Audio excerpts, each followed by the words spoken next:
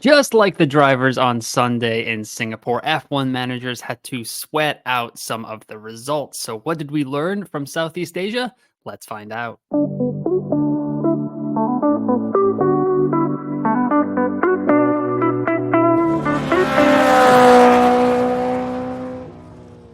What is up, everyone? Welcome to another episode of F1 Fantasy Pole Position. It is Monday, September 23rd. My name is Ewan. On today's episode, we're going to get into a Singapore Grand Prix review. After a wild doubleheader in Baku and Singapore, we now have this weird long fall break that is going to halt some of the momentum that some F1 fantasy managers have, some do not. But yeah, 4-ish weeks until our next race, and then back-to-back triple headers. So take the break, relax. This channel is going to chill out a little bit as well, but like and subscribe to the channel if you don't want to miss any of the fall break info that is coming out of here. And you can follow me on X at F1UNFPL. But let's get into it here.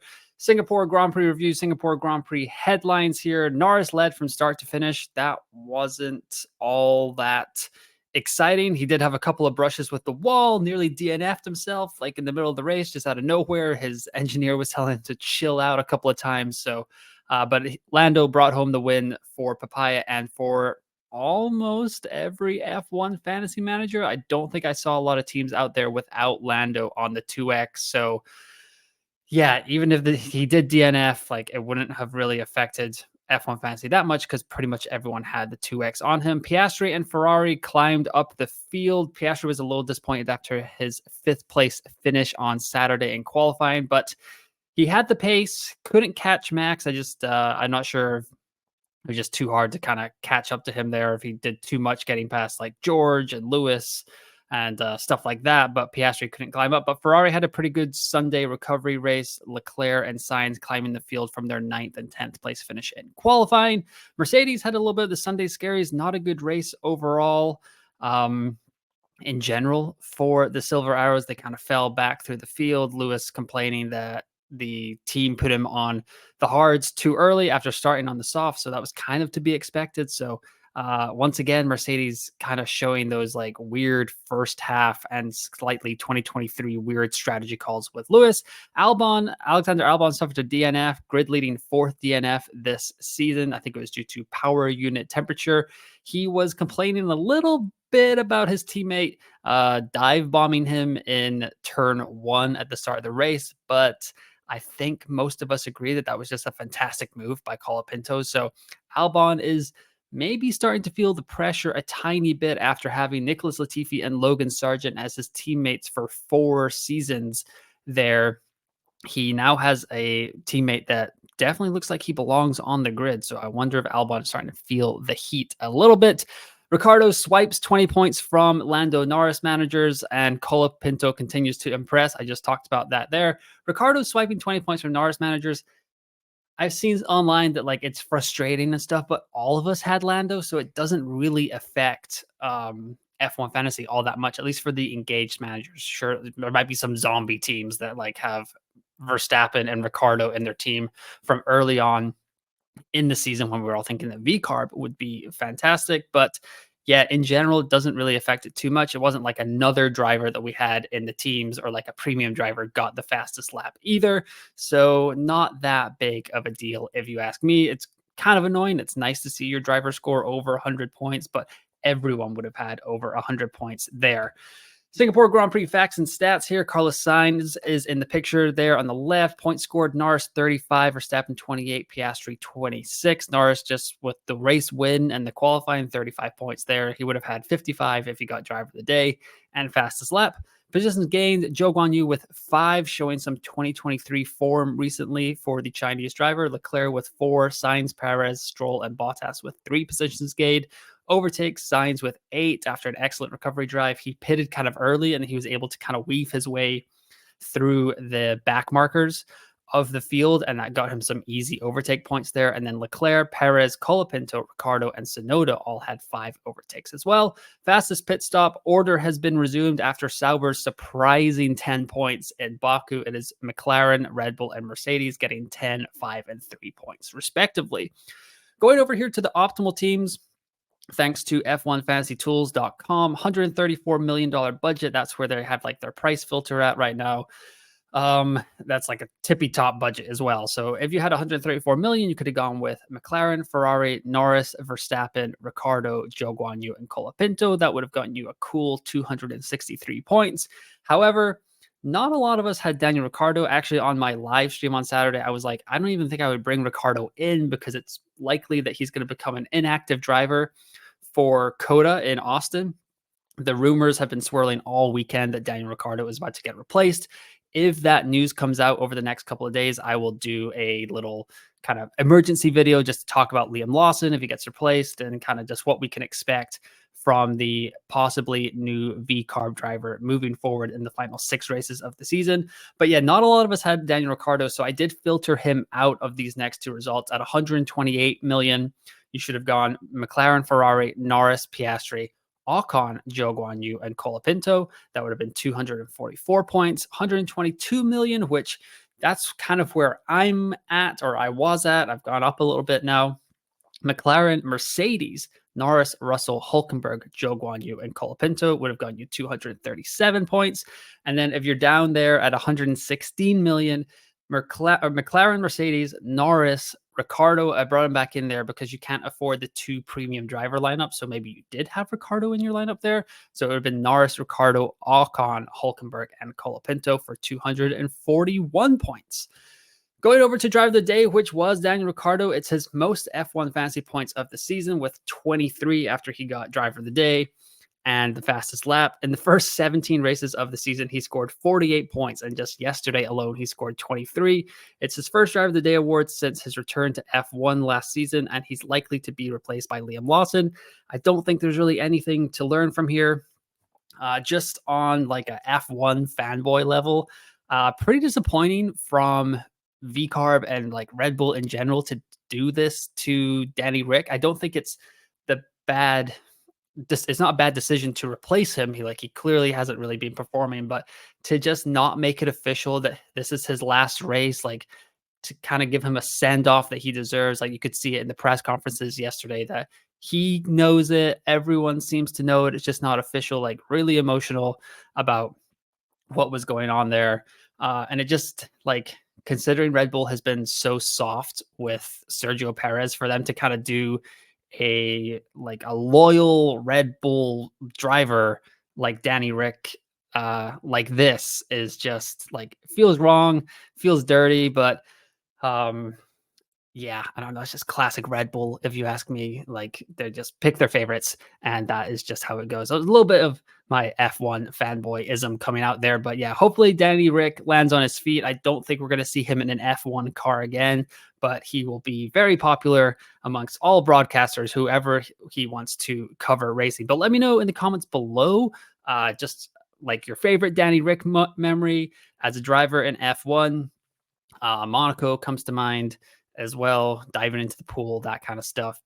And then also let me know, like, do you think Red Bull did him dirty by not like officially making this his last race and kind of letting him have a send off, that kind of thing? I just think it's something interesting to talk about in F1. Going over here to my team review, 241 points, a pretty healthy Green Arrow, 1,300 heading into the fall break, 1.6 budget gain. My 2 transfers were Alexander Albon to Joe Guan Yu, and then that gave me enough money to go from George Russell to Oscar Piastri. It was a pretty big gain in the transfer department, plus 29 points from those 2 transfers. So Lando with the 2X, Oscar Piastri, Franco Colapinto, Valtteri Bottas, Joe Guan Yu, and then Ferrari and McLaren. Right there. Wasn't really anything else I could do. I mean, I could have done the Albon George Russell thing, and we're about to get that into that right here, right now. So if you were watching the live stream and the Grand Prix preview with the team selection, I kind of went over this quite a bit. So I'll try to keep it short and sweet here. But a lot of us were choosing on the live stream between Piastri and Leclerc if we had that 25.2 million price bracket. And Piastri came out on top, but it really wasn't that like far apart. Like you didn't really make a bad decision here or there. Yes, Piastri had 5 more points than Leclerc, but that mostly came down to a pretty poor qualifying from Ferrari. Leclerc did come out and say that it was his mistake on Saturday that kind of cost the qualifying position. So it would have been interesting to see if Ferrari had qualified higher up the board, what would have happened between these two, because Leclerc still nearly caught Piastri. And if he had passed Russell on on the final like 5 laps or whatever, when Leclerc caught up to the Mercedes driver, this probably would have been like neck and neck, because Leclerc would have gotten another position gained and another overtake and then a few more race points. So in qualifying, Piastri outscored Leclerc 6-2. In positions gained plus overtakes, it was Leclerc 9-5. Race position points, Piastri finished third, so he got 15. Leclerc was fifth, so he got 10. And then in total points, it was 26-21. But that wasn't really the big kind of swing in F1 Fantasy this weekend. It was the driver combos. And I was talking about this in the Grand Prix preview, so I just wanted to revisit it in the review episode. So we had two kind of situations where, depending on your budget, what we were looking at here. So on one of these graphics, I've got Norris plus Zhou Guanyu, and then Piastri slash Charles Leclerc plus Albon. So before Singapore Grand Prix, Norris plus Zhou Guanyu was going to cost you 34.1 million of your cost cap, whereas Piastri slash Leclerc plus Albon was going to cost you 34.2.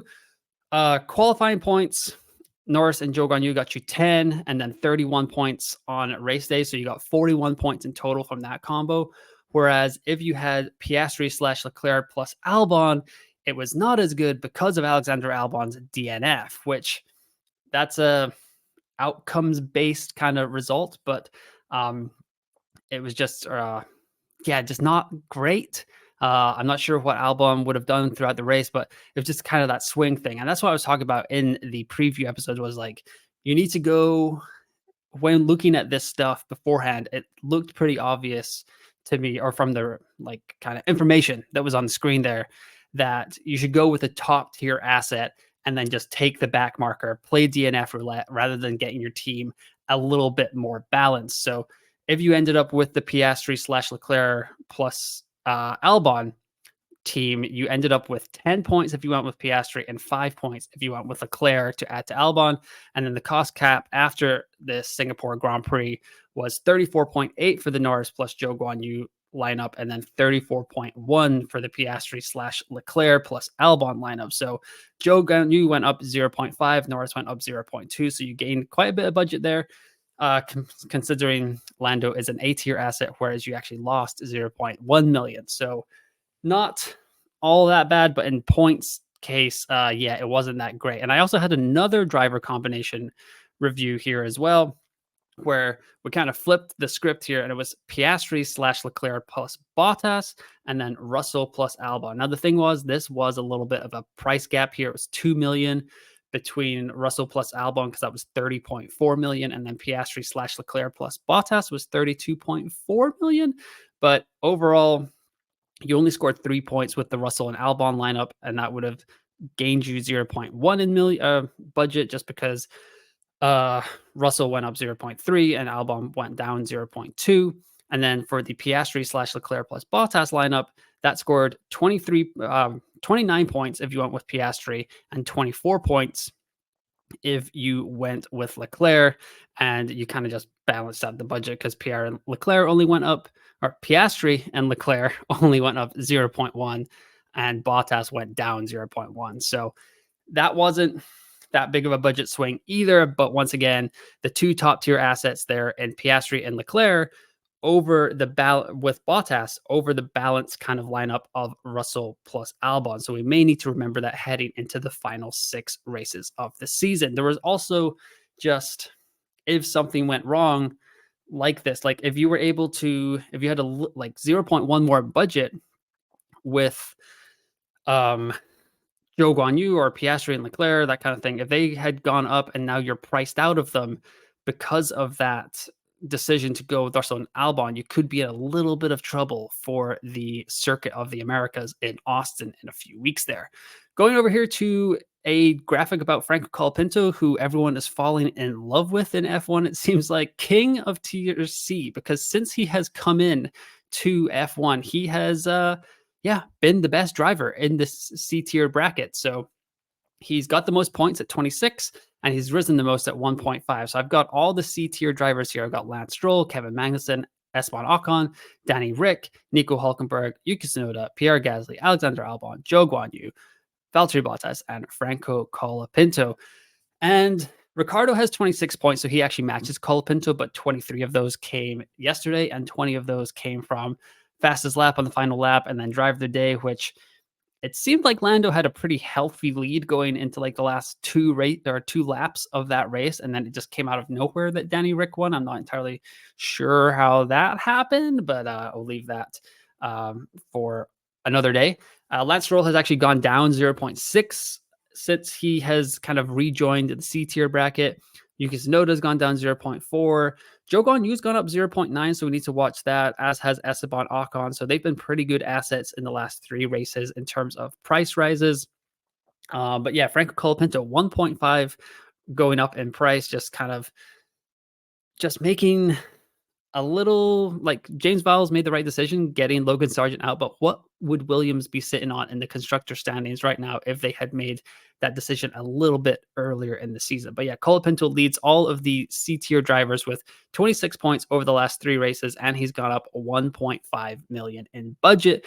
Going over to the price change headlines here, Ricardo rises 1 million in price in his final race, possibly, and it'll be interesting to see if Liam Lawson does replace Daniel Ricciardo for the final six races of the 2024 season. Will Lawson come in at the same price as Ricciardo? But we'll watch this space. Whenever that happens, if that happens, there will be a little bit of a like quick emergency 5-10 minute video talking about that situation. Colapinto rises 0.5 million in price for the third race in a row. Hulkenberg, Esteban Ocon, and Zhou Guanyu also rise in Tier C. Albon falls for the fifth time in the last six. I touched on this at the start of the episode. Is Albon starting to feel it a little bit? I don't know. Just like Colapinto clearly has something about him that suits F1. Like he's like has no fear. Like that pass in the turn one yesterday was pretty great. And Albon just being like, he dive bombed me, just kind of like seemed a little like whiny. It's like, just get on with it and deal with it. It wasn't his fault that he DNF'd or anything like that, but it was just a weird vibe coming out of Alexander Albon. I'm just wondering if the tide is slightly starting to turn on Albon there. And then Ferrari and Mercedes also rose in the constructors 0.3 million. So Ferrari is now at 24.7 million. So one more race like that, and they will be an A tier asset along with Red Bull and McLaren for the final few races of the 2024 F1 fantasy season. Going over to the league updates here, season top five, not a lot has changed. Leapers 1, Master of Science, Ricard Don't, and Kevin Race Day still occupy the top five. However, Rock Place has swung up here. He has had 2 top 10 finishes in the last 2 races in Baku and Singapore and has not used the chip. So great job by you, Rock Place, cracking the top 5. 4,239 points for Rock Place, whereas Leapers 1 is still top 10 in the world. I think you're 7th there, 4,393 points for them. Singapore top 5 here. The Road Warrior 293, Saucy Cars 284, Faster Lap 273, Greg Moore 3 270, and Greg Moore 2 269. They all use chips. I think they're all the Limitless chips as well. There was one team in the top one team in the top 10 that used extra DRS. And I think Leapers 2, which is, yes, related to Leapers 1 team, was also in the top 10 there. So great job by everyone, especially the season-long top 5. Y'all are crushing it. And yes, Singapore top 5, great job by y'all as well. Going over to the upcoming races here, we've got the Austin race in a few weeks here, October 18th through the 20th, then Mexico, then Brazil. That is back-to-back-to-back. That is a triple header. So get some rest, get some thoughts in, get your chip strategy ready, and then we will attack the final 6 races of the F1 fantasy season, as they are going to come thick and fast, and the upcoming episodes. So I'm going to just kind of chill out a little bit, just one episode, or one episode this week, one episode next week, and then we'll kind of get back into the regular scheduled programming there. So chip strategy, going over the final 6 races in terms of chip strategy, will be coming out next Monday, September 30th. Then I will have a special guest on the YouTube channel on Monday, October 7th. And then early team selection will be Wednesday. And then we'll have green flag, yellow flag red flag on that Monday, and then the race preview on that Wednesday, and then we'll be right back into it again. So that will be very exciting for F1 fantasy. But that's going to do it for today's episode, the Singapore Grand Prix review. Hopefully, you guys had green arrows. Hopefully, it all went quite hunky dory for you over the weekend in Singapore. Let me know in the comments below how many points you scored, what lineup decisions you regret, what you did well, and all that stuff. And let me know if, like, usually I do 2-3 episodes a week. So if there is something that you want me to talk about while there is some downtime, like, let me know in the comments below and we can maybe get a video going there. But don't forget to like the video and subscribe to the YouTube channel. All the support is always appreciated. Getting close to 550 subscribers. So we'd love to get that to 600 before we get back into some F1 fantasy action in Austin. But once again, thanks for listening. Thanks for watching, and I will talk to you next time.